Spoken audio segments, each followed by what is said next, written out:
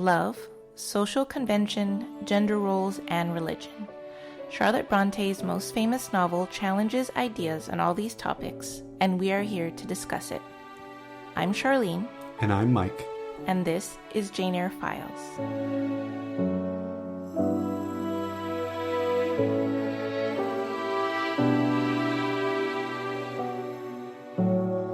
Chapter 18. She could not charm him.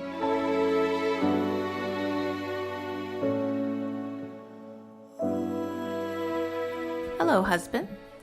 Hello, my much excited and curious miss. Okay, didn't expect that. I had to scroll through the entire chapter. I don't know if you saw this or not, but Jane is not referred to by any term until the very end. When is it? Sam, is that the person's name that escorts her in to go see the gypsy, and he just says Miss, right this way, Miss, or something. Yeah. So she's referred to twice as Miss, and that's it. So I was like, I'm going to put a little something together, and she makes a comment about being much excited curiosity. Right. Okay. So yeah, I mean, Jane doesn't get a lot of opportunities to talk to people because no one's really regarding her, but she is watching them very closely. This is true. She's filling in the reader with everything that's going on in this chapter, these elaborate scenes. But yeah, it's like I said, it's not a lot of Rochester Jane interaction, unfortunately, but it's fine. Yeah, well, more to come. So let's get into the Spark Note summary for Chapter 18. The guests stay at Thornfield for several days. Rochester and Blanche compete as a team at charades. From watching their interaction, Jane believes that they will be married soon, though they do not seem to love one another. Blanche would be marrying Rochester for his wealth, and he for her beauty and her social position. One day, a strange man named Mr. Mason arrives at Thornfield. Jane dislikes him at once because of his vacant eyes and his slowness, but she learns from him that Rochester once lived in the West Indies as he himself has done. One evening, a gypsy woman comes to Thornfield to tell the guests' fortunes. Blanche Ingram goes first, and when she returns from her talk with the gypsy woman, she looks keenly disappointed. Very odd. They described Mr. Mason as strange. I don't think he was strange. Yeah. It's very innocent. Yeah, it's just Jane's seeming reaction to him and the way that she sees him, like the way that the summary said he's slowness. It seems a little mean. I didn't pick up on that. Not quite. I mean, it's a little peculiar that there's a party going on and everybody has come as part of Rochester's group, and all of a sudden this other guy just shows up. Yeah. Which is, I mean, I guess you're going to get callers all the time, but it's like, I would think that anybody else would announce, or at least give Rochester a heads up, because it's like, Sure. Hey, I got all these people over here right now. Yeah. If you announce them, maybe he'd say wait till later. So this guy seems to like the element of surprise. That's very true. So let's get into the first part of this chapter where Jane basically analyzes the interaction between Blanche and Rochester, which I find a very, very fun sort of way to get into Jane's head and to see more about what's happening with Blanche and Rochester. And we do know that Blanche, they're not in love. Well, so we think. I don't know. Oh, we're not devil's advocate over here. We're not privy to. We only see what Jane sees, right? So there could be more conversation. We don't know what happened when Rochester went off, and to bring them back. They might have had some interactions wherever they were at there. But yeah, that's the one thing, and I couldn't get past the fact that, for starters, the possessiveness that Jane showed in the previous chapter still remains. Yeah. But even more so, this goes on for like 2, 3, 4 pages of her breaking down the two of them and how, she's not good enough for him and he doesn't like this scene. She could not charm him, as you said. Like it's. I don't know. It seems weird. It's like she knows that there's this weird love triangle, and she's trying to sort of justify in her mind why it should not be a triangle. I mean, yeah, I guess that's a view, but I don't know. You see the way that Jane has broken it down. I just feel like, oh yeah, obviously she's seeing what everyone's kind of glossing over is that they don't need to be in love because they're such a perfect match in other ways in their social circle that it doesn't matter. And I'm sure it's very common back then. Right? That's what I'm thinking too. But the idea, and again, I know that she's our heroine and she's our title figure and we love her. Yes. But at the same time, there's something, I wouldn't say condescending, but it's an 18-year-old who thinks she knows more about love than this 39, 38-year-old man, and Blanche is, what, 25, something like that? Yeah, 25, I think so. Something like that. So it's like, you know, I mean, good for her that if she has this this idea, but it's weird. It's just a little weird because it goes on for so long. If it had been brief, where it was just like, you know, I don't think these two are going to be together. This is probably what she's doing. But then it's like it just goes on for like another. I was like, okay, as I'm reading it, you're like, then the next paragraph comes up. No, she's still talking about this. She's like obsessed with this. Well, it is. That's true because, you know, Charlotte Bronte could have just said, "Oh yeah, Jane thought that they weren't particularly suited, but who knows?" And she could have moved on, just described more about what's happening instead of breaking it down like she does. So, like, what is the point of this section of the book where we get to see? I feel like you get to see a lot of Jane's thoughts about what love is like and what she thinks true love is, because, you know, she's looking at Jane. Jane is looking at Blanche and Rochester, not seeing that. So, you know, I kind of took it as like, let me break down what is true love to Jane.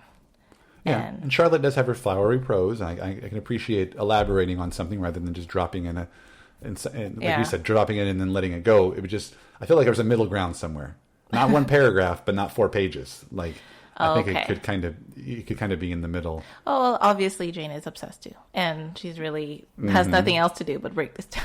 But I'm also kind of curious about how did Jane form these ideas of what love should be? How much love has she seen in her lifetime?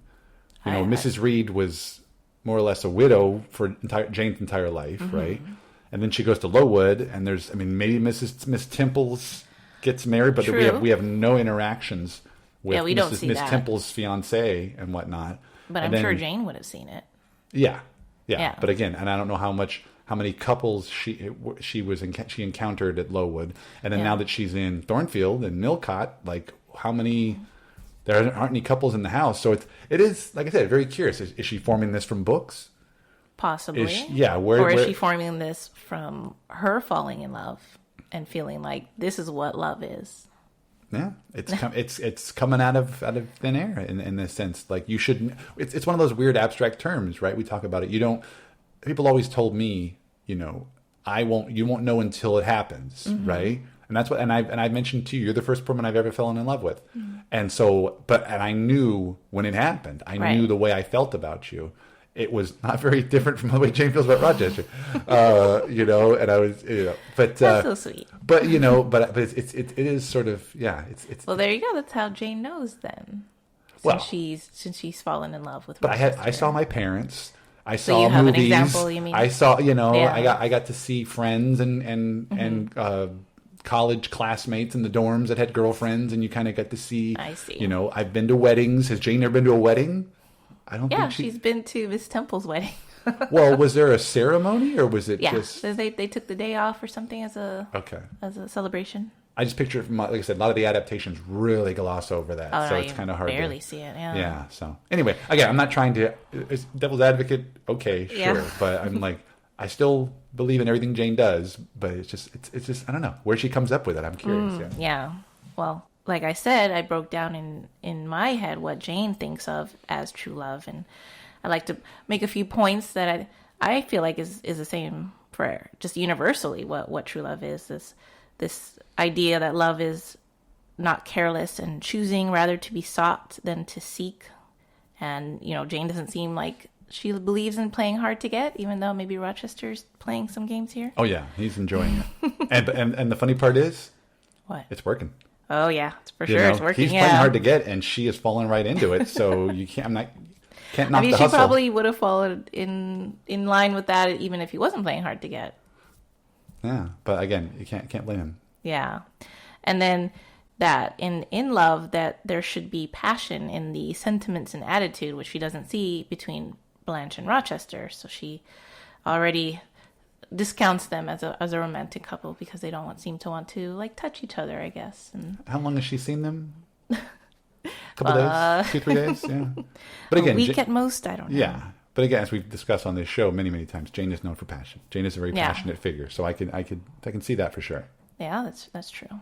And another point is how Jane mentions that Blanche has these calculated maneuvers or meretricious arts in how she speaks and interacts with Rochester that she has all this pretense.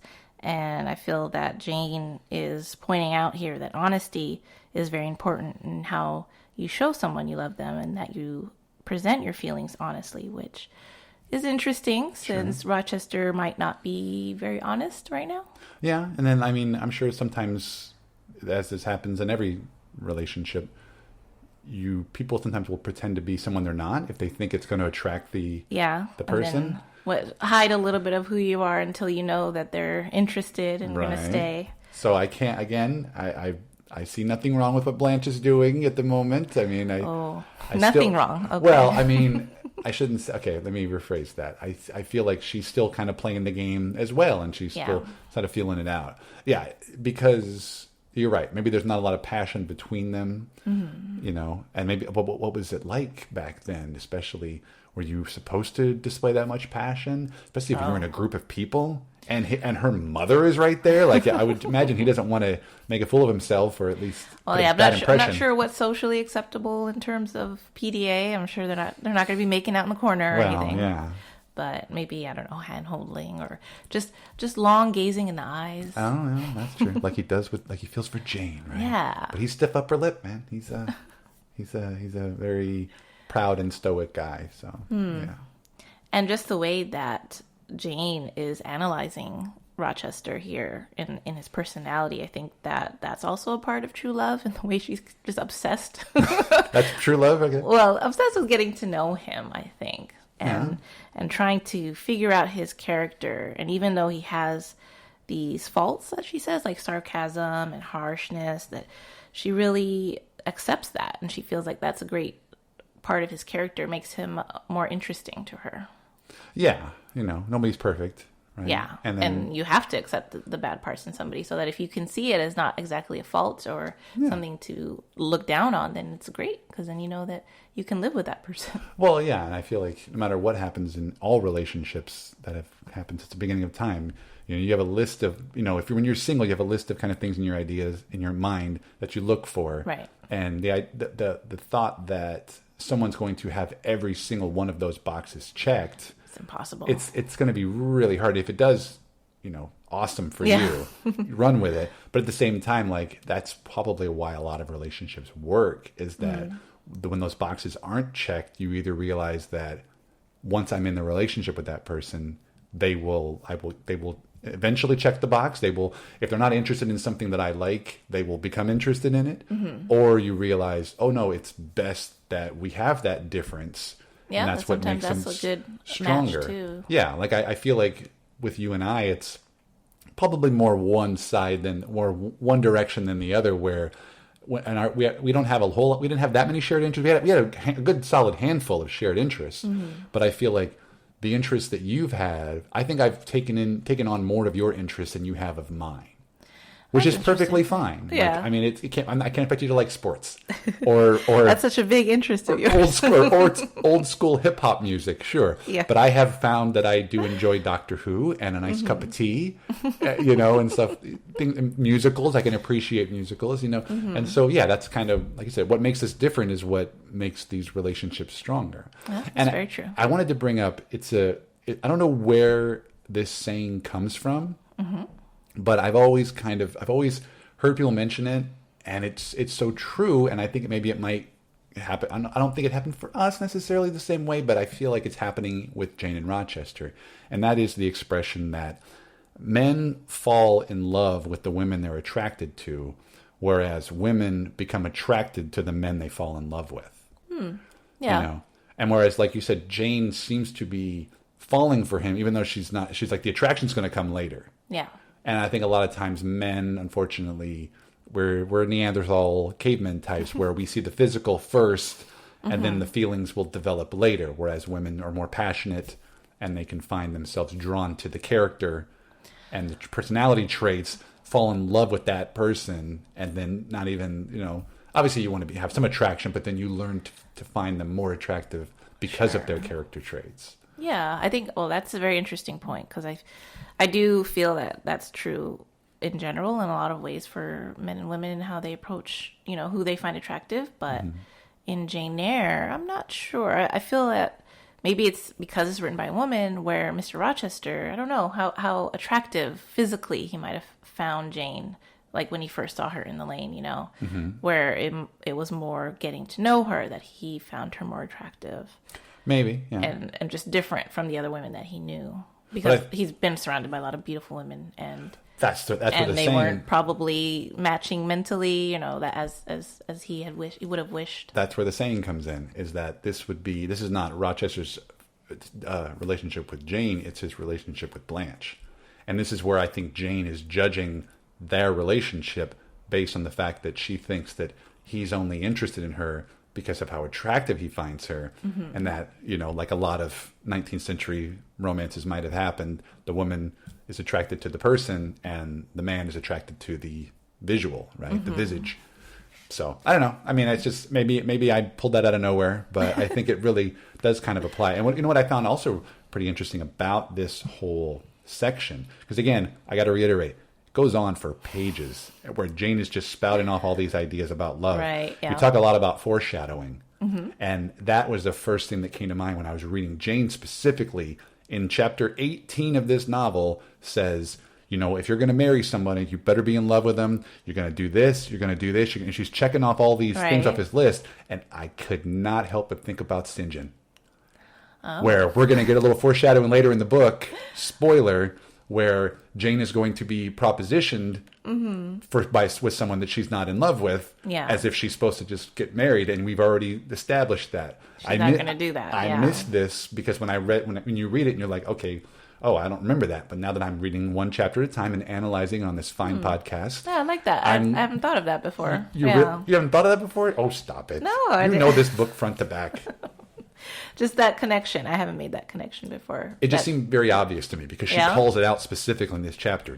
You should not marry somebody unless you're absolutely in love with them. Yeah. And then it goes on with the whole St. John thing. Again, we'll talk about that when the time comes. We can refer back to chapter 18. Yeah, perfect. Thank you for that. I'm going to make a note of that. Despite all intentions, all the dictates of common sense, I had learned to love Mr. Rochester. He would marry Blanche Ingram was certain, however, though why was less so. For family, perhaps political reasons. But he had not given her his love. That I knew. So how about this party? You want to join this party? It seems like a good time. Jane is enjoying watching it. This is 19th century entertainment. I think it would be a lot of fun in a house that's so grand. Yeah, and I feel it's fun to see how enthralled Jane seems to be with what's going on in front of her. It's like she's watching a TV show. She's analyzing their actions and listening to their conversations, but she's unobserved and ignored pretty much, as if she were watching them on TV. And we've already said that they didn't have a lot of entertainment back then. Yeah. You just read books or you chat up with your friends. And this is like what you said, there's no television. Yeah. So, and since Rochester is forcing her to come to these parties, and I guess all she can do is just watch them. Yeah. And take in all the little dramas and perhaps marriage stories that are happening in front of her. Well, it's funny, you compare it to like reality television. And I think one of the reasons that a lot of Americans watch reality television is that they feel better about themselves. Oh, they kind of look down on the people who are on television acting like fools. And I think in this case, I Jane do get is that sense, while Jane is talking about them. That she's a little uppity. she doesn't like their motivations, I think. But the charades is I found fascinating because it's very elaborate. We've all played charades in our life. I've never had to done something like this where they go to the next room, pull costumes out and all that. Although I did think when they acted out the marriage, I thought that was a little bit too on the nose. Yeah. Because that's the very first thing they act out, and you're like, Jane's sitting right there, and she's just spent 4 pages telling you how they don't belong together, and the very first charade they do is Rochester and Blanche married. If Rochester is trying to play a game here and trying to make her jealous, and he was a part of this decision to choose this word, then I wonder if he did that on purpose. Once again. Can't knock the hustle. You can't knock the hustle. I mean, he's hustling. That must have torn at Jane. She's not going to tell you. She's not going to admit it probably. But yeah. And then after all of the charades, then a little bit of intrigue is introduced with the arrival of a mysterious stranger and a mysterious gypsy. So 2 people. I forgot. Mason shows up after the charades. Yes. Okay. Yeah. And again, and Mr. Rochester is away, right? Yeah. That's the point that he left. And then Mason arrives. So. Okay, that's right. Yeah, because like I said, I don't mysterious, strange. Like it's weird. I really found it very subtle and innocuous. This guy shows up. It's not. I mean, I think it's more mysterious because why is he there? What's he doing right? there? He's not part of the party. But like you said, why would he just randomly show up unannounced and unexpected in the 19th century? Maybe you just no did. cell phones. Yeah, you're traveling far and long, especially if you're coming from the West Indies or your letter got lost in the mail. This is true. Yeah, I mean all the gypsy scenes were a little odd to me, but I mean I know that's very common back then. How often gypsies traveled through these towns? Because I don't even know. Yeah, they made it a point before this to tell you that like. They had gone into town or something, and they'd seen gypsy camps. A gypsy camp, yeah. You know, and then all of a sudden this gypsy turns up at the door. That, I think, is more strange. Forced. Yeah, that's more strange than Mason showing up. Sure. I could agree with that. Especially because it's just like, it's totally out of left field. You know, Mason showing up is just, okay, there's another guy that's here. All of a sudden. That can happen. Yeah. It seemed like the gypsy shows up, and then everyone's just like, oh, turn her away. And then, oh, but she wants to tell the fortune. Okay. And it's like, oh, Jane Eyre's going to take a different... The Jane Eyre, the novel, is now going to take a different turn that you weren't expecting, but that's good, right? We have a real witch now amongst them. Yeah.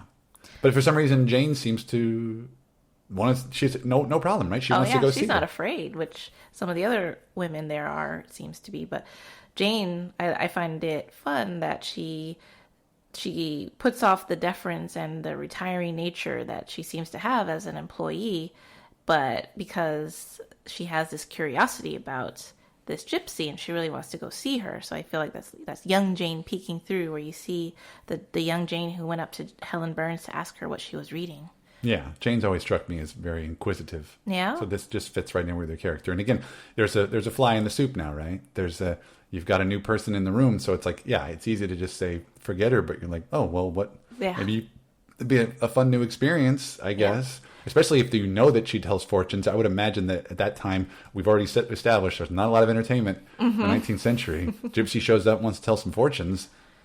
Here's some money. Let's do this. Why not? They clearly got the money. Yeah. And then Jane goes to see the gypsy, and the chapter ends. This great cliffhanger. Yeah, it's been a few chapters, right? We haven't really had a cliffhanger. Yeah. I mean, I guess if you want to count the fire, which was a cliffhanger ending the first volume going into the second, right? So now we're getting, like a true cliffhanger.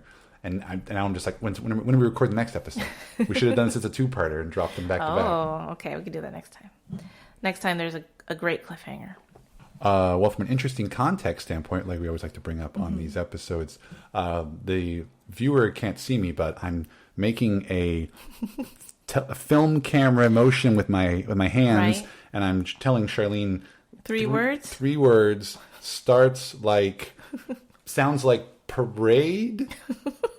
So charades? Where did charades come from? How common was this in the mid 19th century? So I did a little bit of research, just curious about how the game of charades evolved, especially since the way that we know it is definitely not how it was played in this chapter of Jane Eyre. So the game of charades became popular in France in the 18th century as a kind of literary word game or riddle, where you describe syllables or parts of a word that, when put together, makes up the whole word. So it's like little books of charades where you just read through and you kind of try to figure out what the word is they're trying to tell you. And that was very popular because there was some famous writers and poets who would write in these charades. And then in the early 19th century, it transitioned to become something you would act out, which is like in Jane Eyre, the group had settled on acting out the word bridewell. So first they showed a scenario with a bride, and then a biblically inspired scenario of a well, and then put it together with a scene set in Bridewell prison. I'm blown away. I had no idea what that second scene was. The second scene? Oh, right. Because they don't say, because I think I had to go back and reread it. They don't say, well, they don't guess it. They just say, give us the third one. Yeah. and because I'm like, that's because I didn't put it together. I thought it was kind of weird that they did bride and then they did bridewell. I did not realize that the second one was supposed to all form one big phrase. Yeah, and I find it funny that of that very complex scene of the bride and the wedding, like, how do you know that bride is a word? What if it's groom or wedding or church? Or you're throwing your life away? Yeah, like they should have just put that in there. Don't do it. Is that one of the? Is that a phrase that they could put together? Don't do it, Blanche and Rochester. Or just in general, yeah. So, but what is Bridewell then? Because that phrase means nothing to me as well. I feel like when I first read the book, I thought Bridewell was a prisoner, maybe like someone that was famous for having done some crime or something. But Jean Valjean, basically. Yeah. But Bridewell was a royal palace built in around 1515 for Henry VIII. But it was located near Fleet River, which was basically a sewer, so it wasn't. They didn't really want to live there, so it was given to the city of London in 1553, where it became both a hospital for vagrants and homeless children and a place where petty criminals were incarcerated. Well, a hospital and also a prison. Yeah, and I thought, I wonder if we could visit that now. Is it still around? But no, it was demolished in 1863, so a few years after Jane Eyre was written. Okay, yeah, no, that's pretty interesting. I would have never guessed. Especially, I mean, I give them credit for repurposing the building. Oh, yeah. Let's put homeless people and criminals in here in this place we don't want to live in. I want to believe that I want to believe that it was more of a hospital than a prison. Oh. Maybe it was a minimum security prison for just petty thefts and stuff. Not too bad. Not the worst of humanity. But now you know how to properly play the game of charades. Let's keep that in mind for the future. Yeah, everyone's going to be like, I don't want to play. This is too hard. What are you doing? I have to bring out costumes and things. Mm-hmm. And I got to put 3 phrases together and make them all mean one. Put 2 phrases and then add them together to make the third phrase that joins them. Let's just play a video game. So now we come to the last part of our episode where we share our meaningful passage or quote. And Mike, what is yours? I don't know if I mentioned or not, but Jane spends a lot of time analyzing Blanche and Rochester. I think you mentioned it once or twice. Just kind of goes on for a while. And we don't say judgmental. We say she's just analyzing. She's thoughtful. She's thoughtful. Yeah. And she's taking sort of an interest in it to see how it might differ from what she would provide Rochester as well. And so amongst this 3 to 4 page diatribe that's where she's going off on what she thinks love should be, and how Blanche doesn't seem to be embodying that for Rochester and how she would instead. Right. She comes to this passage, which I thought was particularly poignant. And it begins, quote, "Because when she failed, I saw how she might have succeeded. Arrows that continually glanced off from Mr. Rochester's breast and fell harmless at his feet might, I knew, if shot by a surer hand, have quivered keen in his proud heart, have called love into his stern eye and softness into his sardonic face, or, better still, without weapons, a silent conquest might have been won." I mean, yeah, you could say that Jane is thinking a little bit selfishly and how she is probably a better match for Rochester. I mean, I say probably, but of course she is. Yeah, much better. And and the way that she describes it seems like pretty simple. Yeah, that would be the way to go with Rochester instead of batting her eyes all this time and saying meaningless things. Waiting for him to come to her, and he's still trying to play hard to get. Well, it's a difficult position for a governess. Yeah, that's true. But that one, like I said, that I took particular interest in because, like I said, it goes on for a few pages, but that was drawn out. That goes more to Charlotte, in my opinion. Goes back to that incredible prose that she was able to put together, and I like that particular passage. Oh yeah, it's a great passage. But what about you, Charlene? What is your meaningful quote or passage from chapter 18? My passage comes, again, from that part of the story where Jane is analyzing the relationship between Blanche and Rochester. It goes on for a while. But there's a lot of great lines and a lot of romantic lines in the way that she's feeling about Rochester. And there's a particular passage that I've always liked. And it's a little bit long, so it gets difficult sometimes to chop up Charlotte's prose because they do flow so well, and then sometimes she has really long sentences. So I'm just going to read this whole passage, and it goes like this. "And as for the vague something, was it a sinister or a sorrowful, a designing or a desponding expression that opened upon a careful observer now and then in his eye and closed again before one could fathom the strange depth partially disclosed, that something which used to make me fear and shrink, as if I had been wandering amongst volcanic-looking hills, and has suddenly felt the ground quiver and seen it gape. That something I at intervals beheld still, and with throbbing heart, but not with palsied nerves. Instead of wishing to shun, I longed only to dare, to divine it, and I thought Miss Ingram happy because one day she might look into the abyss at her leisure, explore its secrets, and analyze their nature. So, I like that phrase as well. Yeah. I did remember that because, in a weird way, we always talk about how the way that scientific discovery works. I think, didn't they always say, like, George Washington never knew that dinosaurs existed? Oh, yes. Right? Because the fossils weren't discovered until later. When I was reading this, I was like, how would Charlotte Bronte known about volcanoes? But then I'm thinking Vesuvius, perhaps. Yeah. Maybe that would have been, isn't that over in Italy? Yeah. So that would have been close enough where the news would have traveled. Books would have been written, stories, I guess, would have spread. I mean, I don't think there's any volcanoes in England. But yeah, I was not expecting the term volcanic to come up in Jane Eyre as I was even in the second reading. Yeah, or even for her to know what volcanic hills look like. Like, has she seen magma in her life or seen a picture of it? I don't know.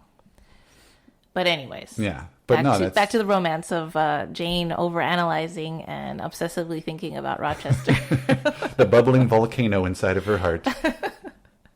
But yeah, I just like that Jade is really observing Rochester closely, and she's keen to know and understand him completely. And with romances, oftentimes, I think it's a trope that you see women wanting to change men, right? And in this case, I feel that Jane she doesn't want to change Rochester. She just wants to know him. And she wants to understand why he's a little bit moody sometimes, or what kind of darkness and despair is in him. Like, she's not thinking, oh, I can help make it better. She just wants to understand it and to explore its secrets, like she says. Yeah, and I wonder, as far as like a traditional romance novel, you have your two protagonists, and the woman is going to get to know the man by usually drawn out conversations. Mm-hmm. And so to me, this is, I like how she is learning so much about him by not talking to him. Right? Oh, yeah. We're getting there's a couple of chapters that have come through here, right? Where it's just like, where she talked about it in the previous, where she mentions like, oh, I could just, the way he looked at me in the hallway and stuff like that. But now we're getting full on scenes where he is preoccupied with other people, full on chapters, I should say, where he's preoccupied, does not have the time. He can only come into the hallway real quick. And then when he has a chance to call her a cute pet name, he storms off, right? So it's like she's picking up all this just as a distant observer, and that's where maybe that, in a weird way, this love seems to be growing stronger, even though it's not growing stronger just from talking to him and from interactions and finding out his interests. She's just observing him and seeing how he behaves around people, And she's also comparing it to how he behaved around her, which I guess that's the way that it fuels her romantic thoughts of like, oh, well, he wasn't like that with me. He seemed much more comfortable with me and much more open than he is with Blanche. Yeah, I think you could tell a lot about a person, the way they behave with other people, right? I used to always joke about the fact that I don't know that I could have ever dated a woman that would have, thrown a conniption in a restaurant. Oh. Or chewed out somebody or thought she was better than somebody, Yeah. So maybe that's what she's getting. She's seeing that the Ingrams especially, and some of the other people at the party all have these really condescending views towards like governesses, governesses, whereas she knows that Rochester's going to stick up for her, and he has that sort of quality, even though he may not be addressing her directly. She could just observe it and just swoon. And she's totally just like certain readers of this book. Yeah. Well, before we end, I'd like to shout out a new podcast that I think our listeners might enjoy. It's called Air Buds, EYRE, play on Air Bud, the movie, I guess. The fine motion picture about the golden retriever who joins a basketball team. Yes. Right, yes. And so I've listened, they've dropped a few episodes, and I've listened to these two friends, Piper and Lillian, as they watch and analyze the film and TV adaptations of Jane Eyre. And you know that I just love adaptations. I will always talk about them. And it's fun to hear their viewpoints because one of them is a fan of the 1983 adaptation and the other wasn't familiar with the story at first. So you get all of these different ideas about the adaptation that sometimes I haven't even thought of because I saw it years ago, and I've also read the book, and I already have these preconceived notions about what these scenes mean. So anyways, I thought it'd be fun to share with our listeners in case anyone is also interested in hearing these two friends talk about these bonnet flicks. And is that what they're called? Bonnet flicks?